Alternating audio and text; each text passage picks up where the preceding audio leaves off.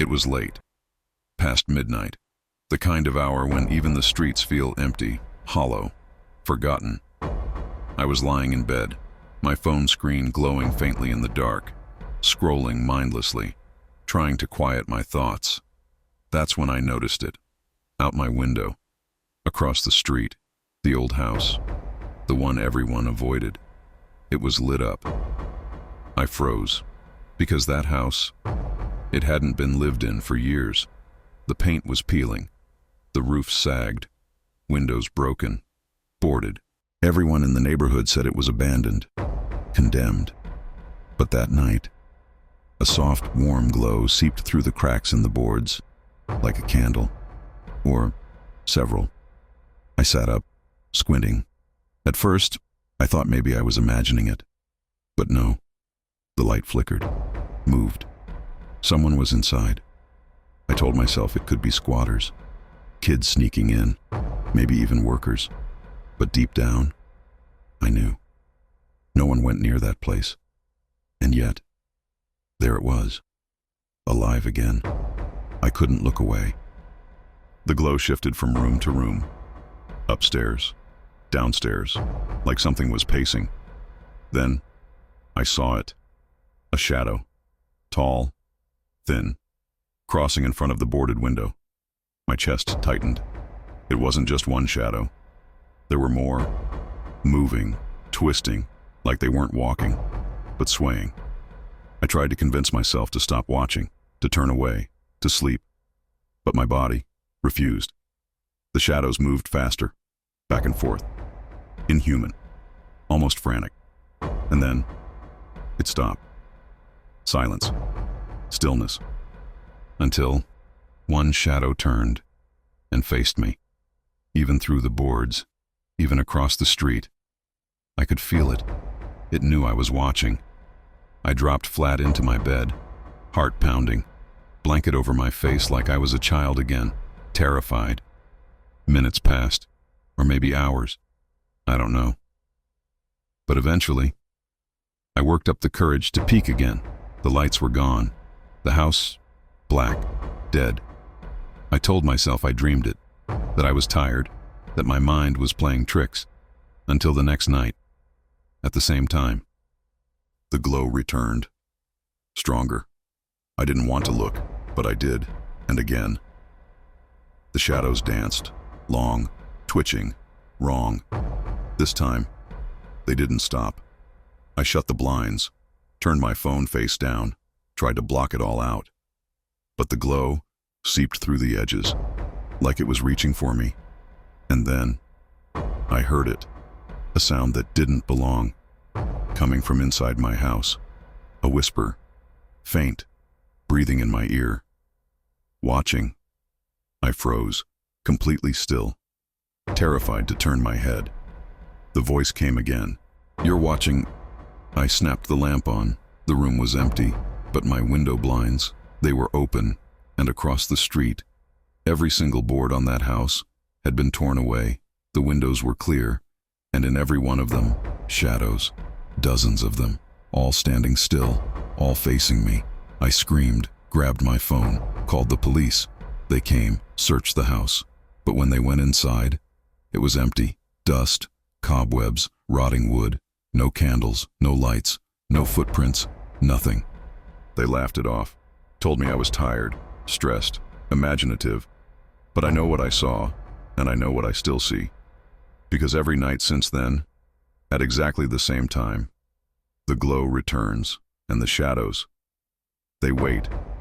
Not in the house, not across the street, but closer. Each night, closer.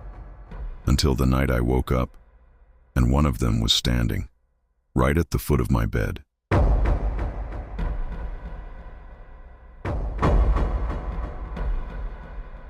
It was after midnight. The highway was empty, just me, and miles of road. The kind of drive where your thoughts get too loud, where silence feels heavier than noise. Gas was running low, too low. The warning light blinked on, red and urgent.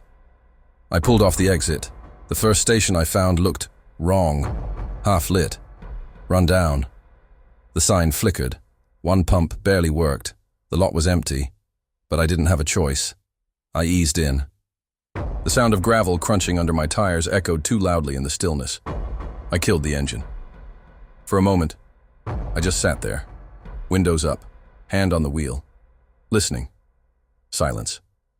Except, no, not silence.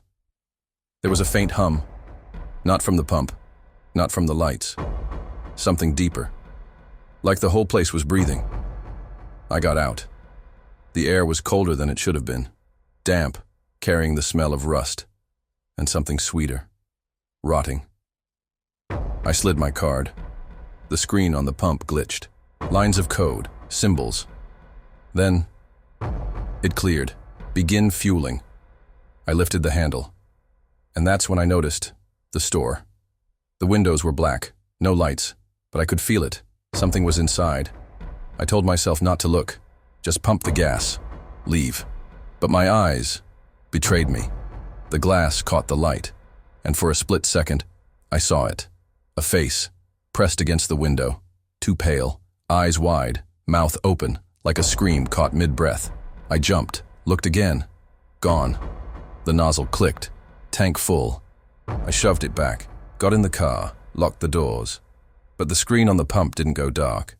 Words appeared, not in the usual blocky font, handwritten, scrawled, "Don't leave." My chest tightened. The wheel felt slick in my hands. The store light snapped on, fluorescent, buzzing. I froze, because I could see inside now. Every aisle, every shelf, and every one of them was empty, except for the man. He was standing behind the counter, still, too still, his head tilted, like his neck was broken. But his eyes were on me. I couldn't move, couldn't breathe. Then, the sliding doors opened, slow, glitching, like they hadn't worked in years. He stepped out, not walking, gliding, feet barely touching the ground. I panicked, turned the key, engine roared, but the headlights flickered, dimmed, went out. Darkness swallowed me. The man was closer, much closer. I hadn't seen him move, but he was right there, at the hood. I hit the lock button again, even though the doors were already locked. My finger jammed it over and over. He raised his hand, laid it on the windshield. The glass froze where he touched it, frost spreading like veins. And then, words, carved in the ice. Stay. My scream caught in my throat. I slammed the car into reverse, tires squealing. The engine fought against me, like the car didn't want to leave. But I forced it. The wheel shook. The whole frame rattled. I didn't look back, didn't care. I tore out of that lot, onto the highway. Only when I was miles away did I finally let myself breathe. But then, I looked in the rearview mirror, and my blood ran cold, because sitting in the back seat, barely visible in the dark, was the man, head tilted, eyes wide, whispering, "Stay."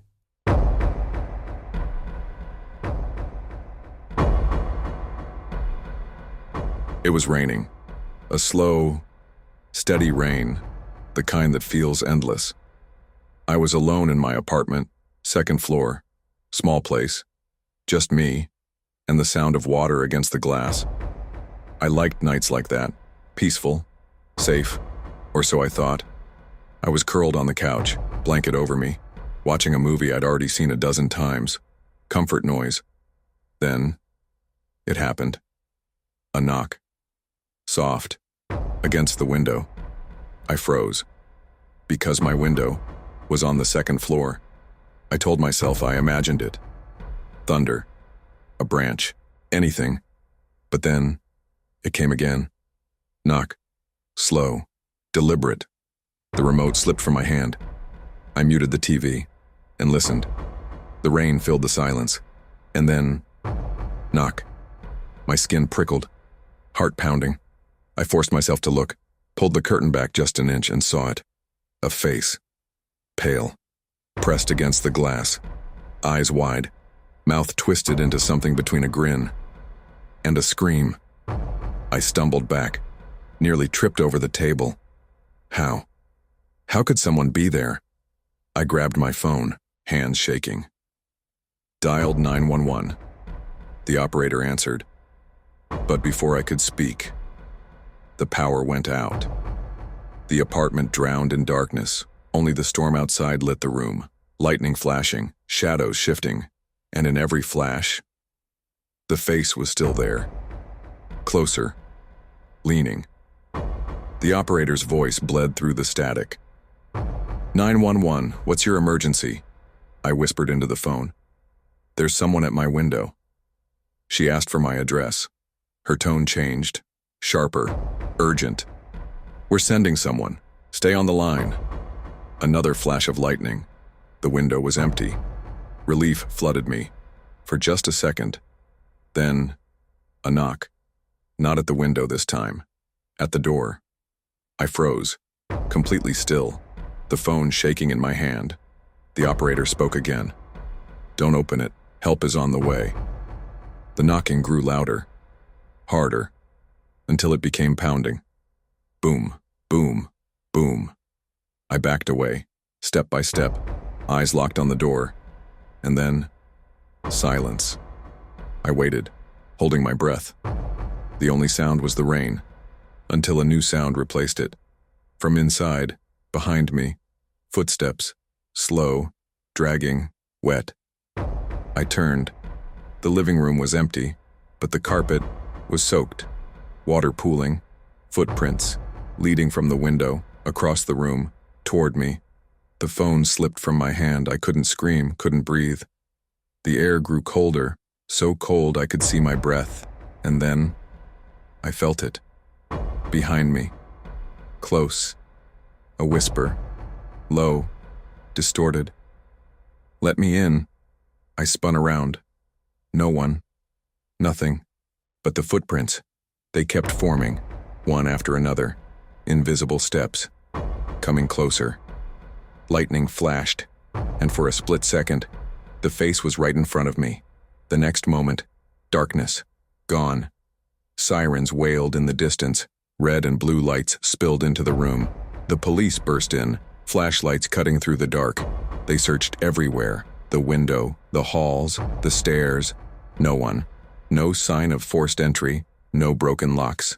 Nothing, except for the water and the footprints. They stopped at my feet and went no further.